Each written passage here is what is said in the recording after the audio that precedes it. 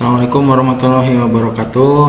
Insya Allah pada kesempatan kali ini kita akan bersama-sama membahas mengenai bab yang pertama, ya, iman kepada kitab-kitab Allah.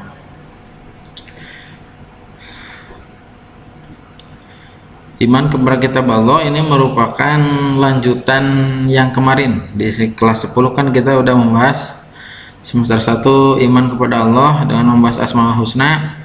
Lalu semester 2-nya membahas iman kepada malaikat. Nah, sekarang di kelas 11 semester 1 kita membahas rukun iman yang ketiga lanjutannya, yaitu iman kepada kitab-kitab Allah. Karena ini termasuk rukun iman.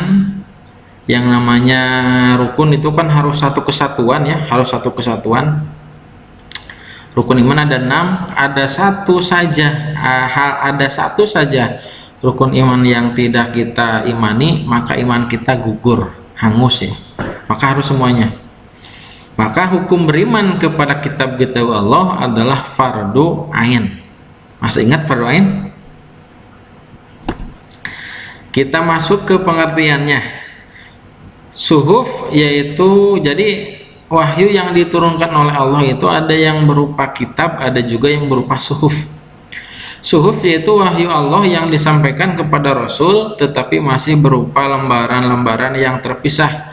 Ada persamaan dan perbedaan antara kitab dan suhuf. Persamaannya adalah kitab dan suhuf sama-sama wahyu dari Allah. Perbedaannya, isi kitab lebih lengkap daripada isi suhuf. Kitab dibukukan sedangkan suhuf tidak dibukukan.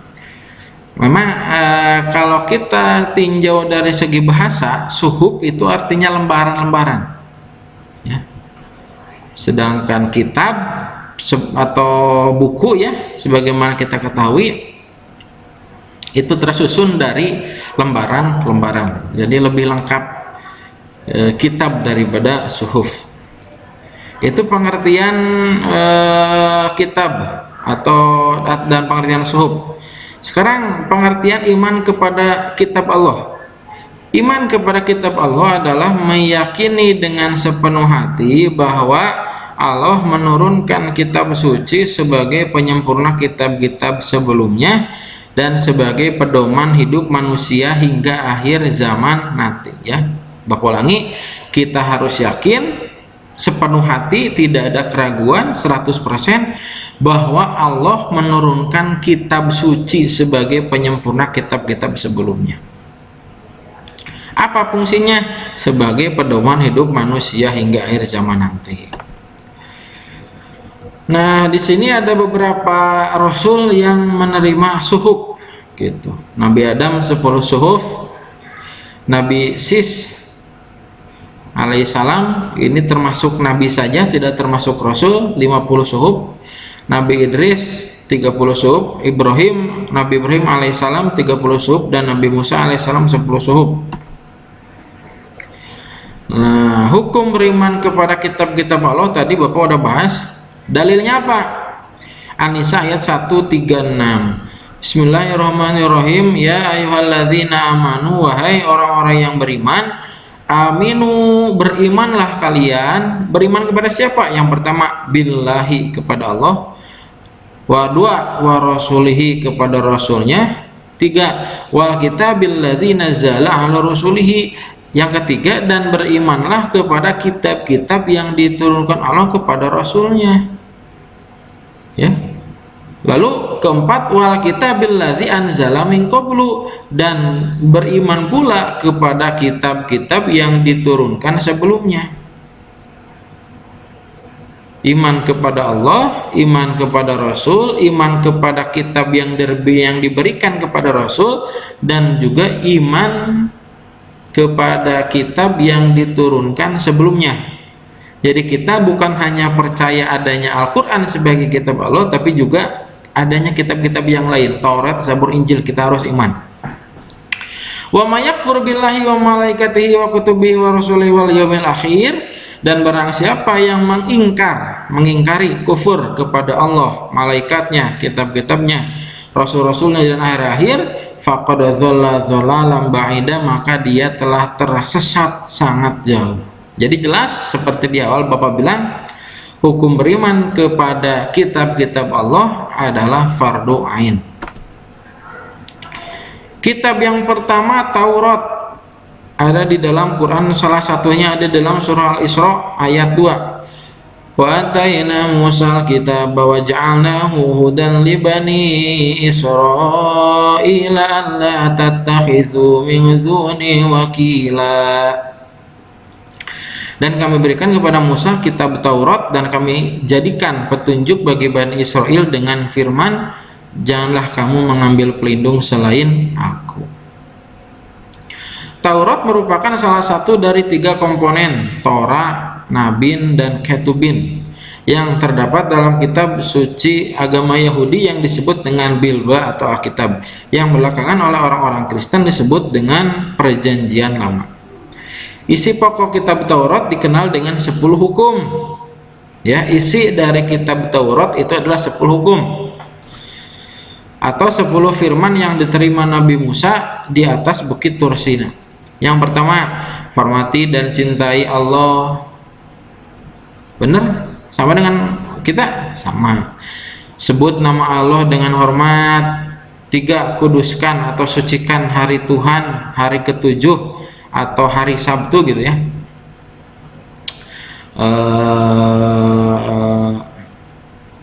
Kalau Islam kita kan hari besarnya itu Jumat. Nah, kalau Yahudi Sabtu, kalau Nasrani Minggu. Lalu yang keempat, hormati ibu bapakmu. Kelima, jangan membunuh. Keenam, jangan berbuat cabul. 7, jangan mencuri. 8, jangan berdusta, berbohong. 9, jangan ingin berbuat cabul. 10, jangan ingin memiliki barang orang lain dengan cara yang tidak halal. Semuanya sama dengan kita kan? Nilai-nilai ajarannya sama. Taurat diberikan kepada Nabi Musa alaihissalam. Lalu Zabur, An-Nisa ayat 163, wa antaina Dawuda zabura, dan kami berikan Zabur kepada Nabi Daud. Kitab Zabur berisi kumpulan ayat-ayat yang dianggap suci. Ada 150 surat dalam kitab Zabur yang tidak mengandung hukum, tetapi hanya berisi nasihat-nasihat, hikmah, pujian, dan sanjungan kepada Allah Subhanahu wa Ta'ala secara garis besar.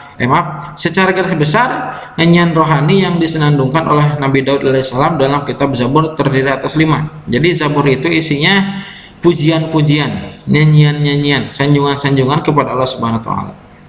Isinya nyanyian untuk memuji Tuhan, nyanyian perorangan sebagai ucapan syukur. Jadi berdoanya itu lewat bernyanyi gitu.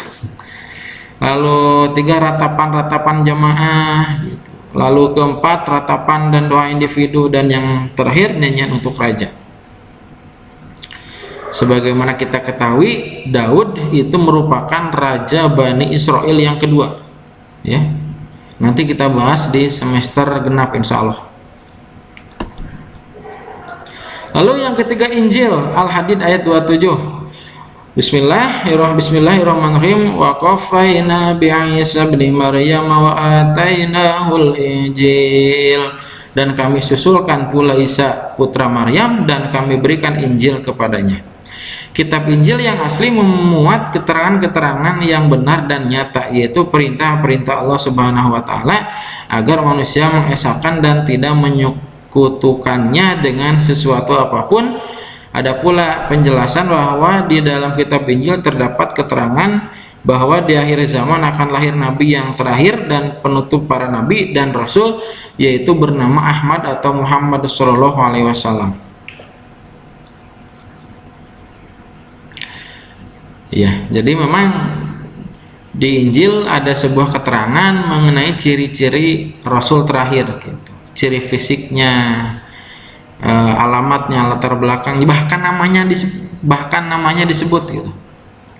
Ismuhu Ahmad kalau dalam Al-Quran, namanya adalah Ahmad, gitu. Tapi mereka malah kitabnya yang diganti, bukan iman kepada Rasul yang terakhir yang diperintahkan oleh Injil, malah Injilnya yang diganti, gitu. Direvisi gitu.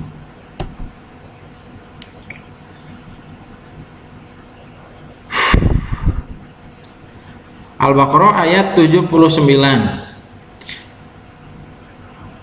Fawailun lilladzina yaktumunal kitaba biaydihim thumma yaquluna hadza min 'indillahi liyashtaru bihi thamanan qalila fawailun lahum mimma katabat aydihim wa wailun lahum mimma yaksibun. Maka celakalah orang yang besarlah bagi orang-orang yang menulis Alkitab dengan tangan mereka sendiri. Lalu dikatakan ini dari Allah dengan maksud untuk memperoleh keuntungan yang sedikit dengan perbuatan itu. Maka celakalah yang besar, maka kecelakaan yang besar bagi mereka akibat apa yang ditulis oleh tangan mereka sendiri, dan kecelakaan yang besar bagi mereka akibat apa yang telah mereka kerjakan. Al-Baqarah ayat 79. Jadi kan di awal kita harus yakin, harus iman kepada Al-Quran dan juga kitab-kitab sebelum Al-Quran. Kalau iman kepada Al-Quran gampang lah, tinggal kita baca, pelajari. Nah sekarang aplikasi dari iman kepada Injil, Taurat, Zabur bagaimana? Apakah kita harus mempelajarinya juga? Kalau kita ingin melihat isi Taurat, Zabur, Injil, semuanya sudah lengkap ada di dalam Al-Quran. Ya, ada dalam Al-Quran. Al-Quran itu kitab yang turunnya paling terakhir, maka sangat mungkin sekali Al-Quran itu turun paling terakhir, maka sangat mungkin sekali Al-Quran itu menyempurnakan kitab-kitab yang sebelumnya. Kenapa disebut menyempurnakan? Karena memang disebutkan sendiri dalam Al-Baqarah ayat 79 ini bahwasanya ketiga kitab tersebut sudah mengalami perubahan. Maka kalau ingin melihat Taurat, lihat Al-Quran. Ingin melihat Zabur, Injil, lihat Al-Quran. Karena inti dari ajarannya kan sama gitu. Inti ajarannya. Tadi ada yang berisi 10 perintah sama dengan kita. Ada juga yang berisi nyanyian tadi. Al-Quran juga kalau kita amati enak-enak tuh. Seperti sebuah bait gitu. Qul a'udzu birabbin nas. Akhirnya semua sama. Malikin nas, ilahin nas. Jadi enak tuh semuanya tuh.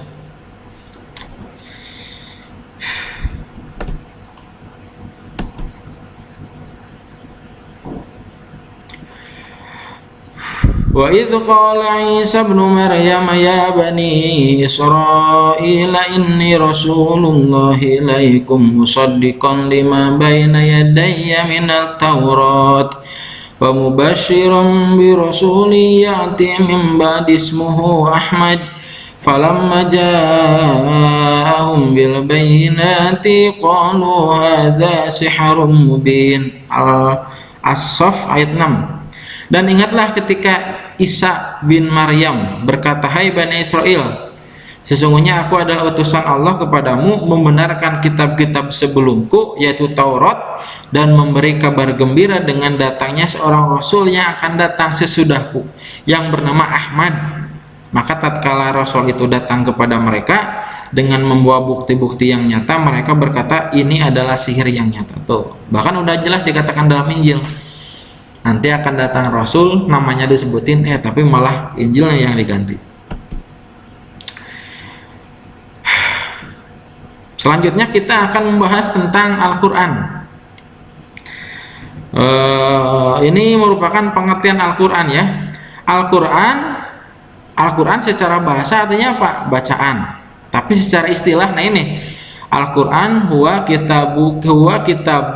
al-kitabu al-mu'jizu al-munazzalu ala nabi sallallahu alaihi wasallam al-maktubu fi masahifi al-manqulu alaihi bitawaturi al-muta'abbadu bitilawatihi al-mubtada'u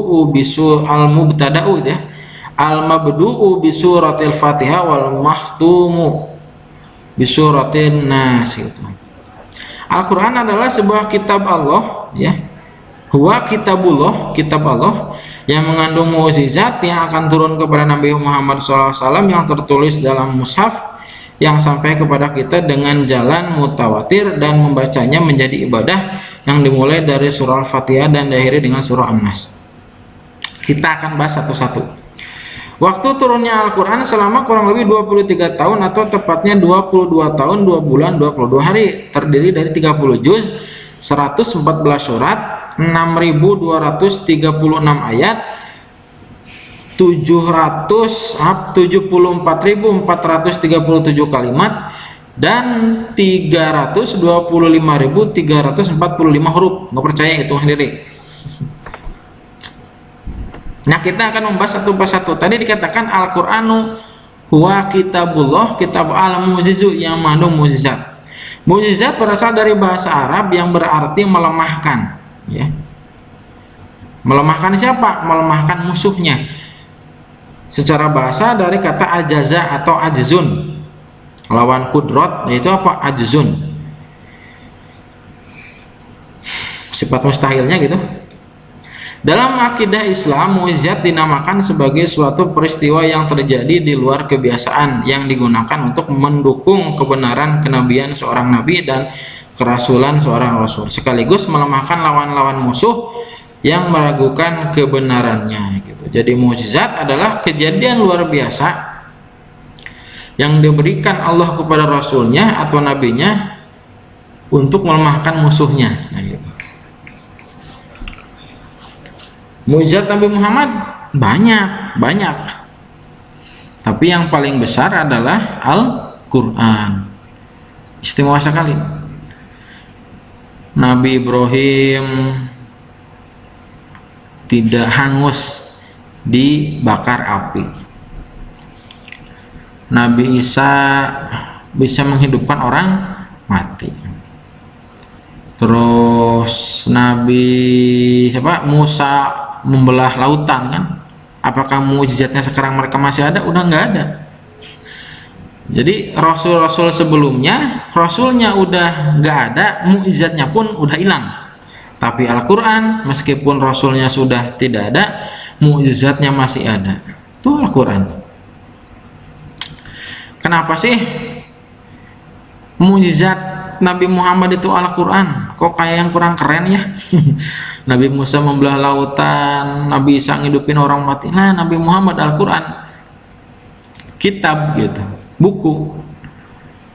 Karena mukjizat itu diturunkan Allah sesuai dengan keadaan zamannya, periode zamannya. Kenapa dulu Nabi Musa diberi tongkat? Karena sejak pas zaman Fir'aun itu lagi populer ilmu sihir. Kenapa Nabi Isa diberi mukjizat menghidupkan orang mati? Karena ketika Nabi Isa hidup sedang populer ilmu kedokteran. Saking hebatnya Nabi Isa, yang mati bisa hidup. Nah, kenapa Nabi Muhammad diberi Al-Quran? Karena ketika periode Nabi Muhammad sedang populer ilmu sastra dan bahasa. Maka dulu yang diangkat jadi PNS itu adalah ahli syair, ahli bahasa gitu. Bahkan nggak ada kan yang bisa menandingi Al-Quran, nggak ada. Fa'atu bisuratin mithli, buatlah satu surat kayak Al-Quran. Nggak ada yang mampu sampai sekarang. Kata Allah, sok buatlah kayak Al-Quran. Nggak ada yang mampu. Satu surat atuh, nggak ada juga yang mampu. Ada juga yang bikin malah jadi lucu. Nah, mukjizat adalah kejadian luar biasa yang diberikan oleh Allah kepada Rasulnya untuk melemahkan musuh-musuhnya. Namanya mukjizat. Kita orang biasa dapat mukjizat bisa nggak? Oh, nggak bisa. Kalau kepada kalau kejadian luar biasa yang diberikan kepada selain Rasul, kemungkinannya ada 4. Ada karomah, ada ma'unah, ada satu lagi irhas ya. Irhas, ma'unah, karomah, sama istidraj. Irhas yaitu kejadian luar biasa yang diberikan oleh Allah sebelum menjadi Rasul. Kayak Nabi Muhammad kan sebelum dekat jadi Rasul, kalau keluar rumah selalu dinaungi oleh awan.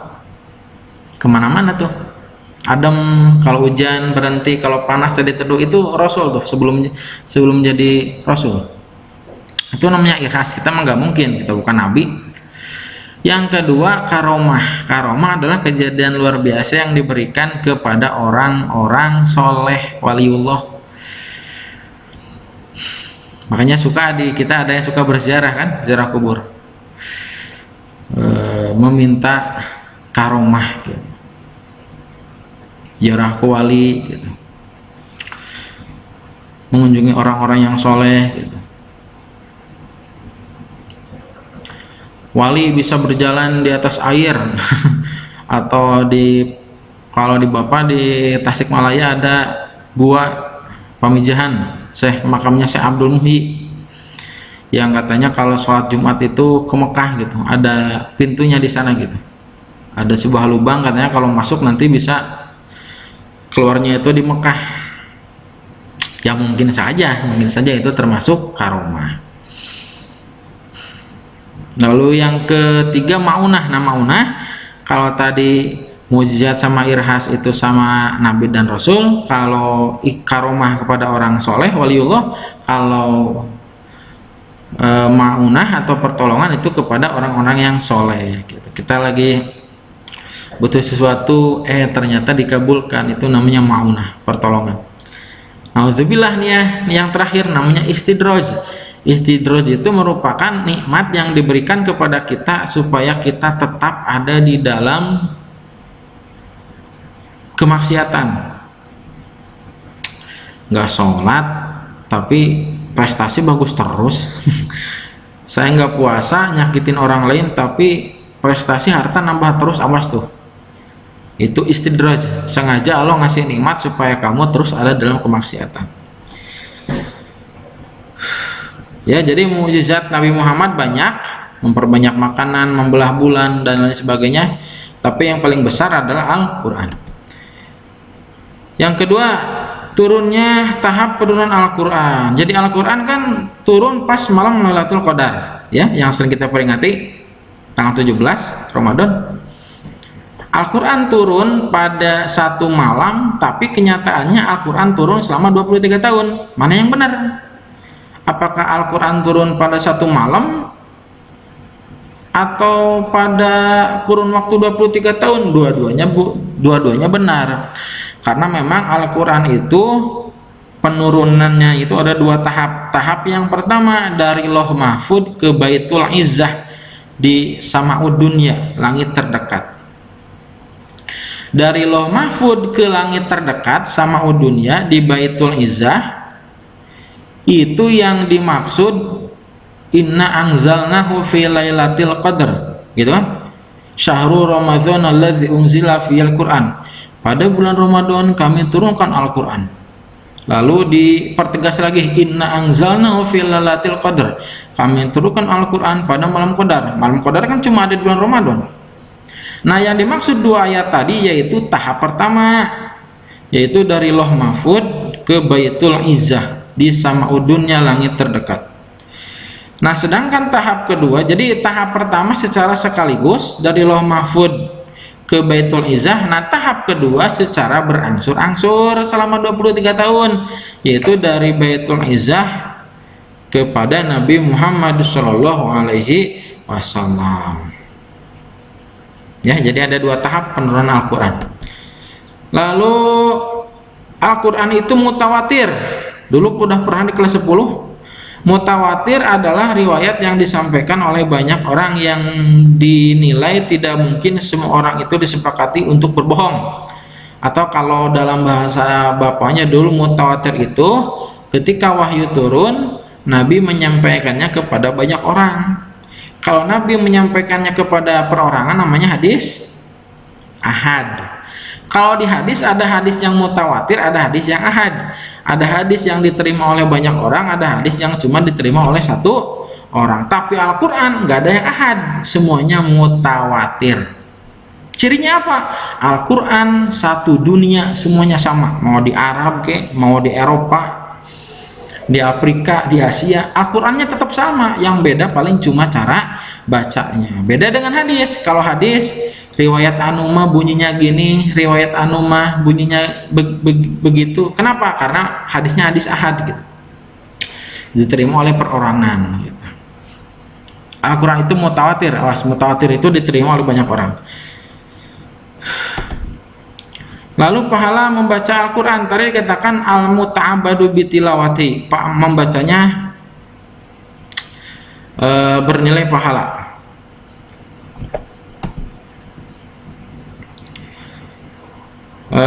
An Abdullah bin Mas'ud yaqul qala Rasulullah sallallahu alaihi wasallam man qara'a harfan min kitabillah falahu bihi hasanatun wal hasanatu bi asyri amsalihha la aqulu alif lam min harfun walakin alifun harfun wa lamun harfun wa mimun harfun.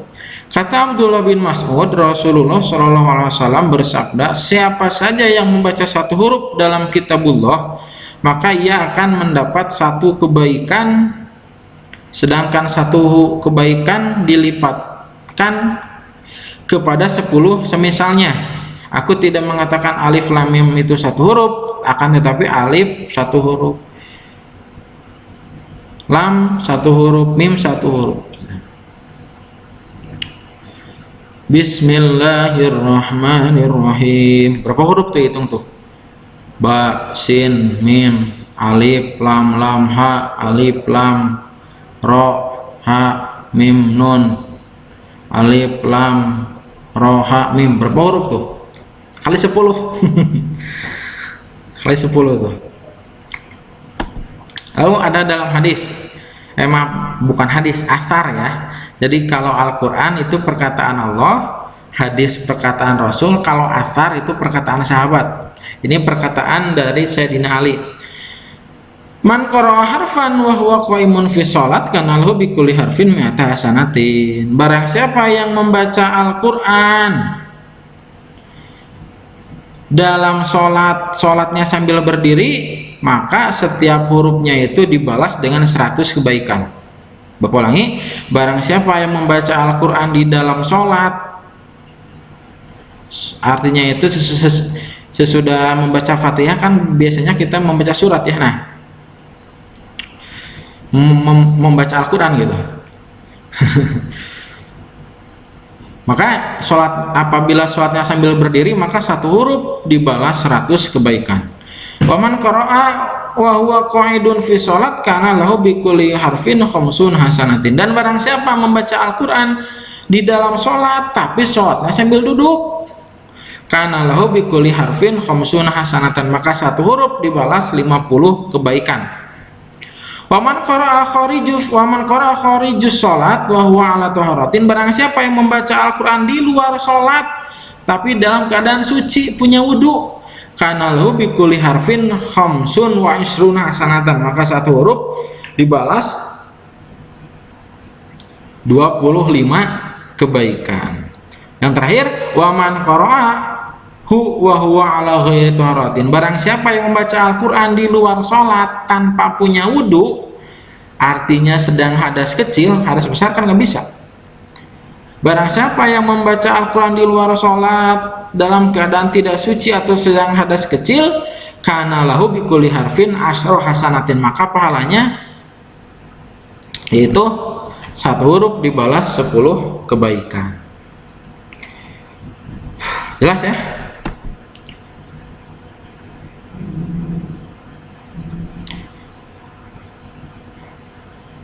Tafsir Ibnu Katsir di sini jumlah ayatnya ya ada perbedaan. Menurut Ibnu Katsir jumlah ayat Al-Quran adalah ada 6.000 lebih. Mengenai lebihnya dapat beberapa pendapat, jadi ada banyak pendapat mengenai jumlah ayat. Namun yang Bapak kasih tanda tebal itu adalah yang tadi kita sudah bahas di depan.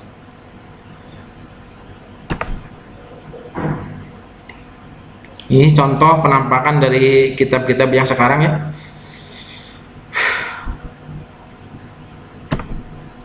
Ya, sampai situ saja uraian dari Bapak. Mudah-mudahan ada manfaatnya. Mohon maaf atas segala kekurangannya. Assalamualaikum warahmatullahi wabarakatuh.